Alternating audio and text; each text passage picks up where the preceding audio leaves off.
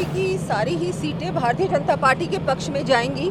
25 की 25 सीटें भारतीय जनता पार्टी जीतेगी और अच्छे मार्जिन से जीतेगी।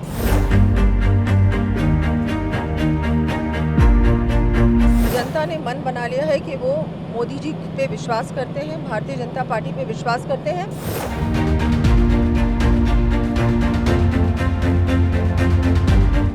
ऐसा विजनरी लीडर हमारे देश को पहली बार मिला है, जिसके पास नीति है, नीयत है और हमारे पास नेता भी है। इनके बोलने से कुछ नहीं होता, इनको तो अपनी पार्टी को संभालना चाहिए। अभी तक इनके प्रधानमंत्री का उम्मीदवार कौन है, मैं इनसे पूछना चाहूँगी। आपके पास नेता ही नहीं है तो अब ये क्या बातें कर रहे हैं? उम्मीद क्या करें, क्योंकि 12 सीटों पर पहले और आने वाली जो 13 सीटें हैं उसमें 26 तारीख को मतदान होगा। कितनी उम्मीदें हैं बीजेपी को राजस्थान से? बिल्कुल, बीजेपी की सारी ही सीटें भारतीय जनता पार्टी के पक्ष में जाएंगी।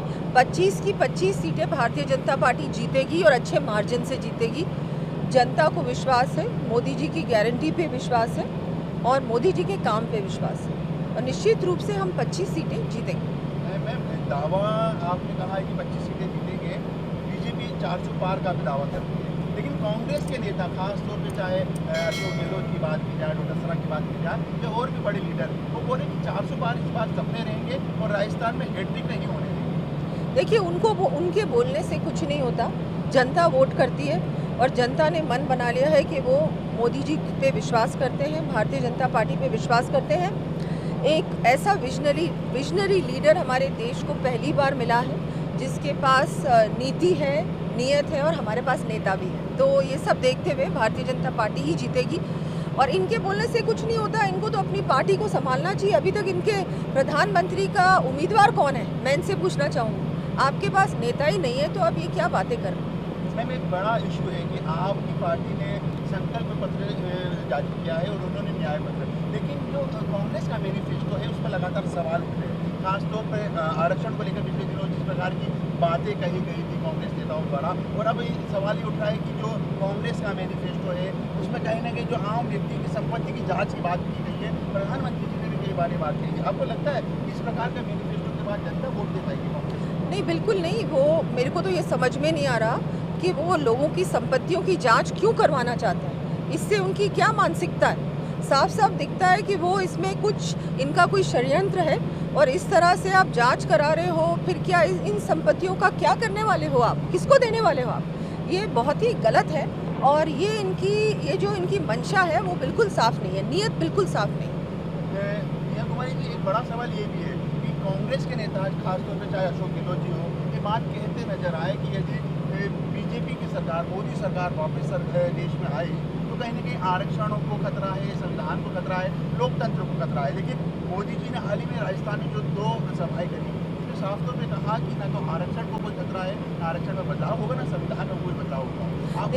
बिल्कुल, हमारे प्रधानमंत्री जी मोदी जी ने साफ साफ कहा है कि ना आरक्षण हटेगा और ना संविधान को कोई भी खतरा है। इससे ज़्यादा मुझे लगता है किसी को कुछ कहने की आवश्यकता नहीं। हमारे सबसे बड़े लीडर ने ये बात साफ कर दी है। कांग्रेस के पास कोई मुद्दा ही नहीं है, कोई एजेंडा ही नहीं है, इसलिए वो उल्टी सीधी बातें कर रहे हैं, लोगों को बहकाने की कोशिश कर रहे हैं। ऐसा बिल्कुल नहीं है। आरक्षण भी सुरक्षित रहेगा और हमारा संविधान भी सुरक्षित रहेगा। इंडी गठबंधन की बात की जाए जिससे कांग्रेस जुड़ा हुआ है, प्रधानमंत्री ने कहा कहीं ना कहीं यदि ये सत्ता में आते हैं तो संविधान को खतरा है, आरक्षण को खतरा है। आपको लगता है ऐसा? ये बिल्कुल मुझे लगता है कि ये लोग ज़रूर छेड़छाड़ करेंगे ये अपने संविधान से। ऐसी इनकी नीयत लगती है, क्योंकि इनका जो मैनिफेस्टो है उसमें भी कुछ इस तरह की बातें हैं और प्रधानमंत्री जी ने भी ये बात साफ कर दी है कि इन्हीं के मन में इस तरह की बात है, तभी ये हम लोगों को ऐसी बात कह रहे हैं। और मुझे लगता है ये डेफिनेटली कॉन्स्टिट्यूशन को भी ज़रूर छेड़छाड़ करेंगे और आरक्षण पे भी ये ज़रूर कुछ उल्टा सीधा करने की इनकी मानसिकता लगती है। राजस्थान में 4 महीने तकरीबन आपकी सरकार हो गए।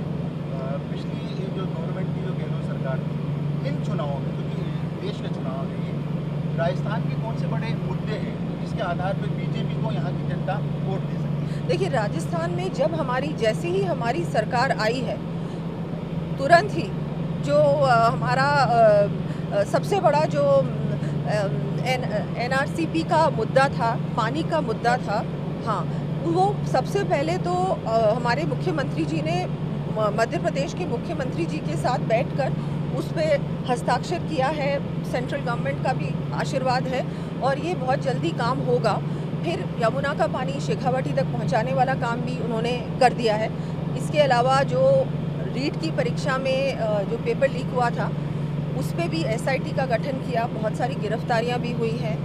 70,000 हम लोगों ने इस बार बजट में घोषणा की है। जो पहले फेज़ में 70,000 हमारे जो खाली पद हैं उनको हम लोग भरेंगे और पेट्रोल डीज़ल के भी जो दाम है वो हमने कम किए हैं। उसकी भी दरों में हम लोगों ने फ़र्क बहुत उसमें भी आप देखिएगा लोगों को बहुत राहत मिलेगी। ऐसे बहुत सारे काम किए हैं। पूरे जो इस बार हमारा जो इंटरिम बजट था उसमें बहुत सारी घोषणाएं की है। हर विधानसभा क्षेत्र में 5-5 करोड़ की सड़कें भी दी हैं। जो हमारे जनप्रतिनिधि हैं उनका भी मानदेय बढ़ाया है। हमारी जो आंगनवाड़ी कार्यकर्ता है वहाँ आशा सहयोगिनी है उनका भी मानदेय बढ़ाया है। ये जो हमारे ग्रास रूट वर्कर्स हैं उनके बारे में भी सोचा है। जी मैम, आप 25 जो लोकसभा सीटें हैं लगातार आप दौरे कर रहे हैं, अलग अलग लोकसभा क्षेत्रों में भी गए। स्थिति आपने कहा कि आप 25 की 25 सीटें जीतेंगे, लेकिन कहीं ना कहीं जो कांग्रेस है, आपको ये लगता है कि इस बार मार्जिन ज़्यादा रहेगा, कम हो पाएगा? मार्जिन की बात भी सबसे बड़ी है। कई सीटें पिछली बार 4 लाख नहीं, मार्जिन पूरी कोशिश हम लोग कर रहे हैं कि मार्जिन अच्छा रहे। और क्योंकि इस बार गर्मी थी और शादियां भी बहुत थी पहले फेज़ में, तो हो सकता है थोड़ा सा मार्जिन वोटिंग का प्रतिशत कम हुआ हो। लेकिन बीजेपी का जो वोटर है वो गया है पोलिंग बूथ पे और उन्होंने वोट डाला है। और कार्यकर्ताओं ने भी बहुत मेहनत की है कि घर से निकालकर पोलिंग बूथ तक हर वोटर को ले जाया जाए। 2 लास्ट सवाल हैं।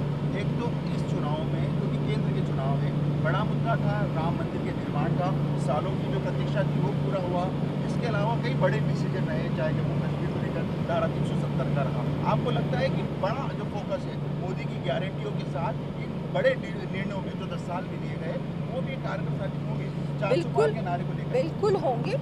जैसा मोदी जी ने इन 10 सालों में जो काम किए हैं, जो परिवर्तन लाए हैं हमारे देश में, वो जनता ने देखा है, वो जनता ने महसूस किया है। और इसी वजह से चाहे धारा 370 हो, चाहे हमारे 33% आरक्षण हो जो महिलाओं को मिला है, चाहे हम बात करें बहुत सारे राम मंदिर का निर्माण हो, ऐसे बहुत सारे अहम फैसले लिए गए हैं। मोदी सरकार की दृढ़ इच्छा शक्ति की वजह से ये हो पाया है। और ये सब चीज़ें देखते हुए जनता जानती है कि कौन सी ऐसी सरकार है जो हमको आगे बढ़ा रही है, हमारे देश का भविष्य सुरक्षित कर रही है, हमारे युवाओं को आने वाले समय में एक सुरक्षित भारत, एक आत्मनिर्भर भारत बना रही है और एक विकसित भारत बना रही है। वो मोदी जी हैं और मोदी जी ने इस बात की गारंटी ली है। हमारा देश अब विश्व की तीसरी सबसे बड़ी आर्थिक व्यवस्था बनने वाला है तीसरे कार्यकाल में। इसकी गारंटी भी मोदी जी ने ली है और मोदी जी की गारंटी पे जनता विश्वास करती है। लास्ट सवाल राजस्थान से जुड़ा हुआ है। पिछली गहलोत सरकार में पेपर लीक का मामला बहुत जोर शोर से उतरा। आप उस समय विपक्ष में थे, मामला उठाया। सरकार आई, आप सरकार में आए। इन 3 महीनों में लास्ट आपने कई गिरफ्तारियाँ की। अब सवाल जो मंच से संबोधन हो रहे हैं आपके बड़े नेताओं के, उनमें ये भी बात हो जा रही कि अब मगरमच्छों तक जाना है। अभी तक मछलियों को पकड़ा, इसमें पिछली सरकार के कुछ मंत्री, अधिकारी और विधायक भी शामिल हैं।